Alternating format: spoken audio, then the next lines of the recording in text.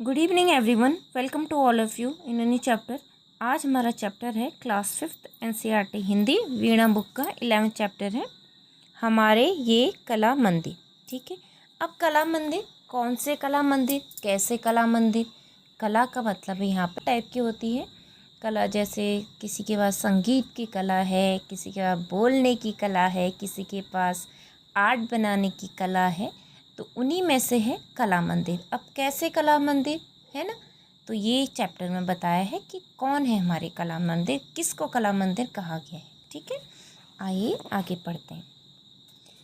इस बार निशा की मौसी ने छुट्टियों में उसे अजंता और एलोरा दिखाने का वादा किया था। अब अजंता और एलोरा जो केव हैं वो महाराष्ट्र ज़िले में है। ठीक है, और उसमें पत्थरों में वो कलाकृतियाँ बनाई गई हैं। ठीक है, निशा ने पुस्तकों में अजंता एलोरा के बारे में पढ़ा था, तभी से उसके मन में उत्सुकता थी कि ये गुफाएं देखने में कैसी होंगी, है ना। आप भी सोचते होंगे कि कैसी होंगी आखिरकार ये गुफाएं। दशहरे की छुट्टियां आई तो उनका अजंता और एलोरा जाने का कार्यक्रम बन गया। रेलगाड़ी में आरक्षण छत्रपति संभाजी नगर तक था। संभाजी नगर महाराष्ट्र राज्य का एक नगर है। संभाजी नगर पहुँचते पहुँचते रात हो गई। निशा और मासी ने स्टेशन पर ही विश्राम गृह में रात बिताई। दूसरे दिन बड़े सवेरे ही उठकर वे बस से अजंता की ओर चल दी। वहाँ से अजंता लगभग 100 किलोमीटर दूर है। ठीक है, वो दशहरे की छुट्टियों में निशा कहाँ गई, अजंता और एलोरा घूमने के लिए। किसके साथ, अपनी मासी के साथ। अब वो जब ट्रेन से पहुँचे तो वो संभाजी नगर ही पहुँचे, ट्रेन क्योंकि वहीं तक जाती थी।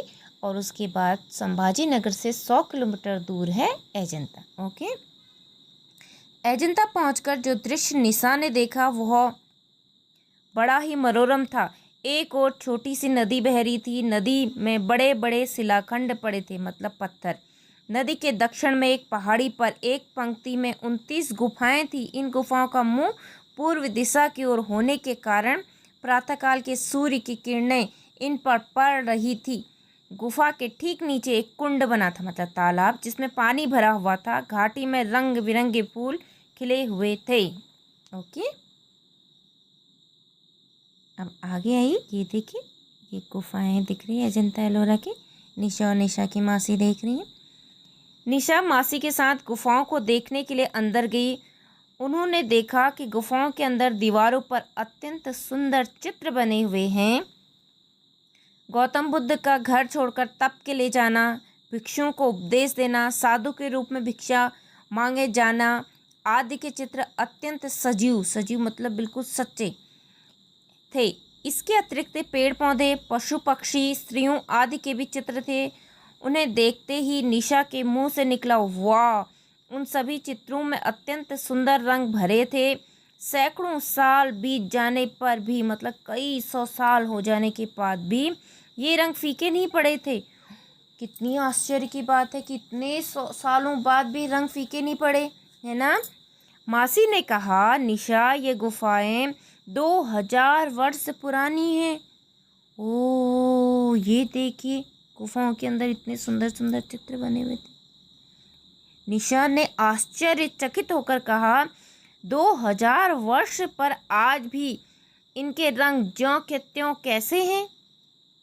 मासी ने कहा, उस समय रंग बनाने का ढंग बहुत अनोखा था। कहते हैं कि उस समय ये रंग पत्तों, जड़ी बूटियों, फूलों आदि से बनाए जाते थे। निशा टकटकी लगाए चित्रों को देखती रही। चित्रों में हाथों की मुद्रा, आंखों के भाव, अंगों की लोच, मुखों पर सुख दुख के भाव, झुर्रियाँ, सभी कुछ अत्यंत अद्भुत था। मतलब एकदम आश्चर्यचकित कर देने वाला था कि इतनी बारीकी से वो चित्र बने हुए थे। ऐसे सजीव चित्र थे कि लगता था अभी बोल पड़ेंगे। मतलब पत्थर में भी इतनी सजीव कलाकृतियाँ बनाई हुई थी कि वो बिल्कुल सचमुच ऐसा लग रहा था कि अभी बोल पड़े। ठीक है, कुछ गुफाएं अत्यंत लंबी चौड़ी थी, कुछ छोटी।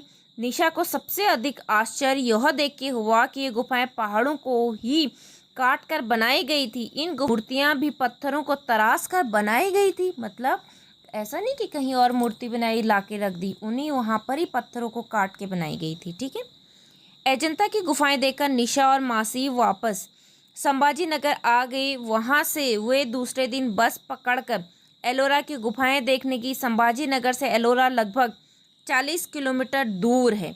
एलोरा पहुंचकर निशा ने देखा कि पहाड़ों को ही काटकर लगभग 30 मंदिर बनाए गए हैं। मंदिरों में बहुत ही सुंदर मूर्तियां देखने को मिली। ये मूर्तियां केवल बौद्ध धर्म से संबंधित नहीं थी, बल्कि इनमें कुछ हिंदू और जैन धर्म से भी संबंधित थी। ठीक है, इन मूर्तियों की कारीगरी देखते ही बनती थी। बड़ी बड़ी विशाल शिलाओं को तराश कर इतनी बड़ी बड़ी इमारतें, मूर्तियां गढ़ी गई थी। निशा उन्हें देख देख कर चकित हो रही थी। कैलाश मंदिर देखते हुए मौसी जी ने कहा, निशा, यह अत्यंत प्रसिद्ध मंदिर है।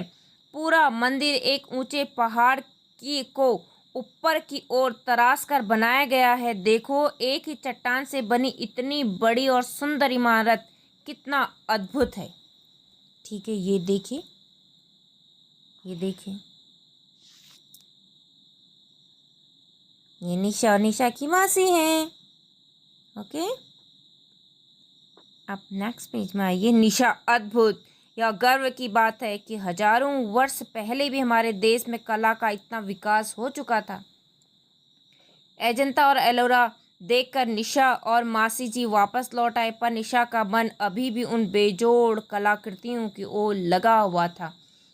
ओके, ठीक है, आपको भी कभी मौका मिले तो आप भी ज़रूर देखने जाइएगा। ओके, तो ये चैप्टर होता है यहीं पर हमारा कंप्लीट। आगे का पोर्शन हम लोग करेंगे कल, क्योंकि ये बहुत लंबा हो जाएगा। ओके, ठीक है, ये चैप्टर हमारा यहीं पर कंप्लीट हुआ और बातचीत के लिए हम लोग करेंगे कल।